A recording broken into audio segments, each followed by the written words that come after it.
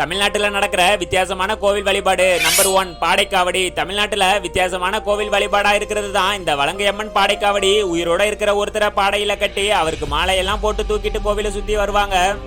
அதுக்கப்புறம் அங்க இருக்கிற பூசாரி மஞ்சள் தண்ணீரை தெளிச்சு எழுப்பின பின்னாடி தான் அவங்களுக்கு நினைவே வரும் அப்படின்னு சொல்லியிருக்காங்க.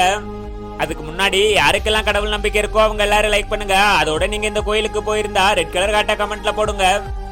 நம்பர் 2 மிளகாய் அரைச்சு பூசுதல். பொள்ளாச்சியில இருக்கிற மாசாணி அம்மன் கோவில் வழிபாடும் ரொம்பவே வித்தியாசமான ஒண்ணு. இங்க மிளகாய நல்லா அரைச்சு கோவில் வளாகத்துல இருக்கிற நீதி கல்லுல பூசுனா நமக்கு கெட்டது செஞ்சவங்களுக்கு தண்டனை கிடைக்கும் அப்படிங்கிறது மிகப்பெரிய நம்பிக்கையா இருக்கு.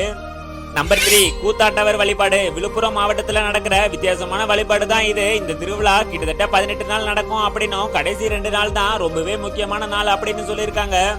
அன்னைக்கு தான் திருநங்கைகள் எல்லாரும் அரவான நினைச்சு தாலியை கட்டிக்கு வாங்கணும். அடுத்த நாள் அந்த தாலியை எல்லாரும் அறுத்து விதவை கோலமா ஆயிருவாங்க அப்படின்னு சொல்லியிருக்காங்க.